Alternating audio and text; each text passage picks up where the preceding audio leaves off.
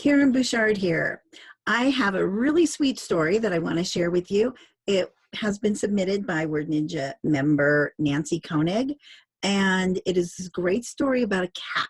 So I love that the cat is the main character of the story. And we know that the cat is the main character because, and not Nancy, and not her husband Denny, and not this couple that they have dinner with, but we know that it's the cat, Feisty, because Feisty is the character that undergoes a change and ends the story quite differently than she begins the story. So Feisty goes through kind of a traumatic experience in the middle of the story and comes out a changed cat.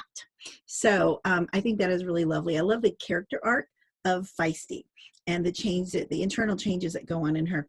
And then also I love, another thing I love about the story is we've all had the experience of meeting a cat for the first time, and it's a little tentative, and it's friendly but not that friendly, but then that moment when the cat really makes that decision, okay, I'm gonna bond with this human and come in for some cuddling, and that happens as well. So it's very, very relatable. We all kind of had experiences with cats.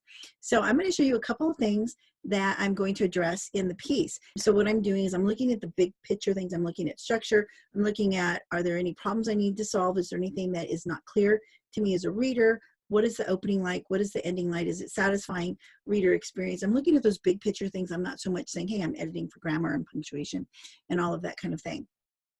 So let me go ahead and share my screen with you, and we'll take a look at the story. So some things that I love, right? All right, and so what I'm going to do is, if you want to read the story ahead of time, feel free to pause the video. The other thing that I will do is put down in the comments, I will put a link where you can actually download this PDF and read it that way.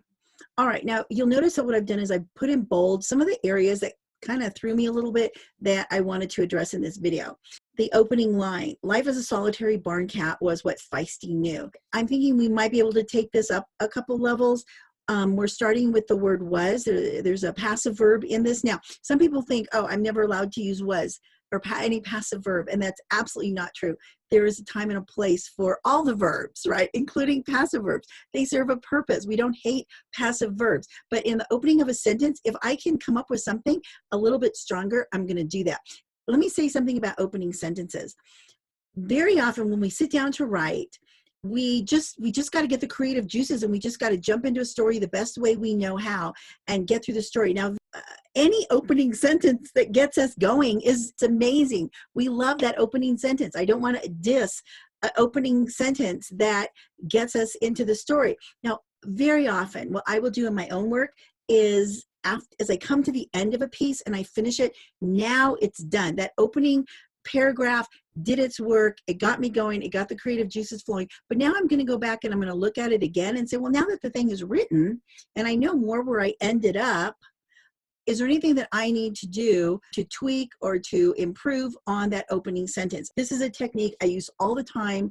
Now that that opening sentence did its job of getting me going, I actually can now improve on that opening sentence. The other thing that I wanted to do in this opening is that in this story, there's an encounter with a hungry hawk.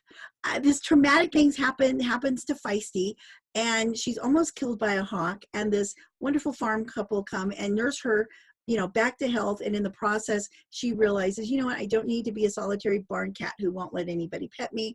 I now actually can have a relationship and companionship with this farm couple, and I don't have to be so isolated. So the other thing we could do to kind of ramp up this opening is we could mention something about the hawk, and so that's what I've done. So let me just go ahead. I will just kind of copy and paste what what I kind of came up with to replace that.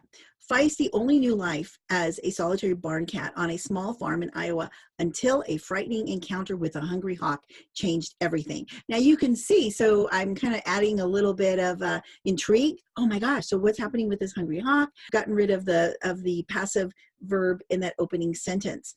All right, so I really like that. I liked adding the small farm in Iowa up here. I liked the rhythm of the sentence. So that's what I did there. Let's take a look at the second paragraph. And I had a couple little issues here. We have Mr. Gallus here. Now later, Nancy, you're going to tell me that their names are Bev and Claire. When I got down here, and I see their names are Bev and Claire. That's the first mention of their first names. And I found myself confused for just a minute, like, wait a minute, those are two women's names. So what I want to do is in this paragraph, the first time I mention Mr. Gallus, I'm going to go ahead and say Mr. Claire Gallus. So we know that that one is his name. And then later we're going to talk about his wife, Bev. And then this here, right here, I felt like this sentence was a little vague. Provided food, water. And so who's providing this? I mean, I can make that assumption that Mr. Gallus is providing these things, to Feisty, but it'd be really nice if it was just stated for me in maybe a little simpler way. And so here's what I came up with. So I'm going to replace this with this. After the owner of the farm, Mr. Claire Gallus, discovered Feisty living in his barn, he set out food and water every day and gave her a comfy bed in the barn loft. In return for her keep, she rid the barn of mice and other pests. Soon Feisty grew into an agile beauty, long-haired black with penetrating yellow eyes. So you can see that I've gotten rid of the vague, okay, who was it that was providing, food and water? So I've just stated it in a way that I think is just a little bit more straightforward. Now, very often what I do when I'm writing something and I'm like, oh, the words kind of aren't cooperating and it feels like, I want it to be clear, but it feels vague, or, sometimes I just stop what I'm doing and I just ask myself, how would I just say it to a friend? If I were just telling the story to someone, what would I say?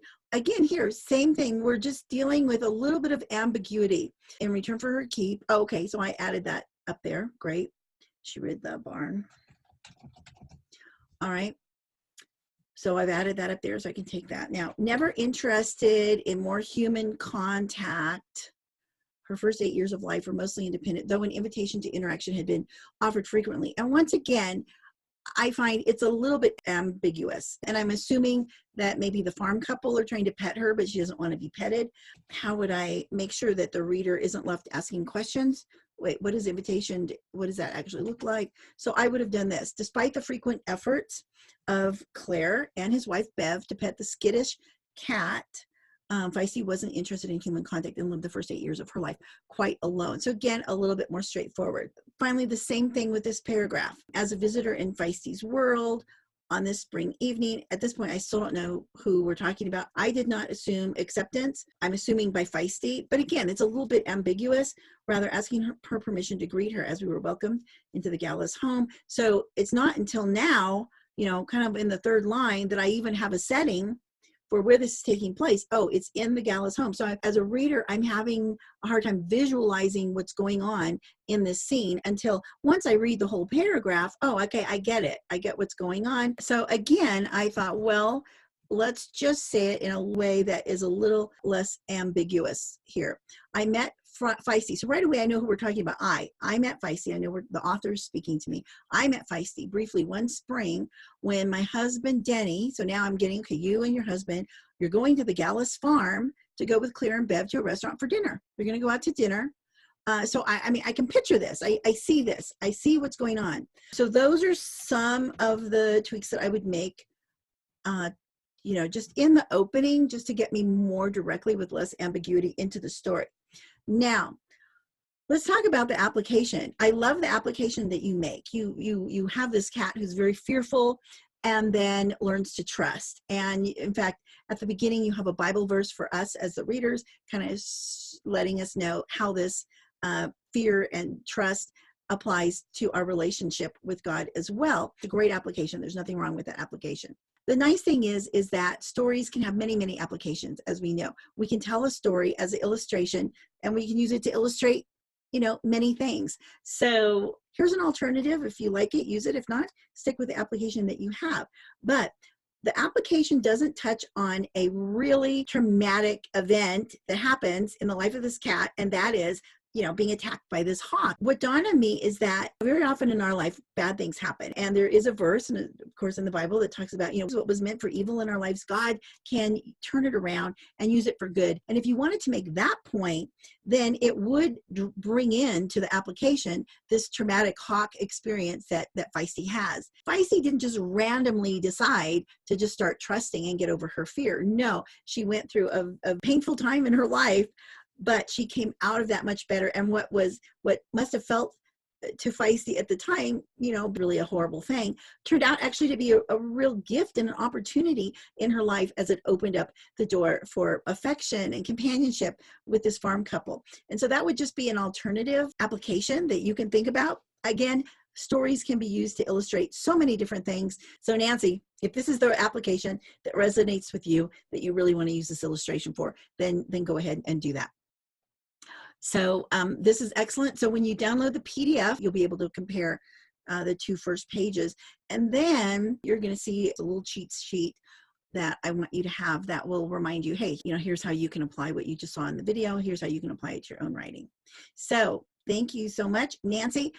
A really sweet story. I really liked it. I really like, as I mentioned, I really like the main character and the growth, the personal growth that your main character, Feisty, makes through this piece. So thank you so much for submitting this, and really great job on this. And it was a lot of fun to read and a lot of fun to edit.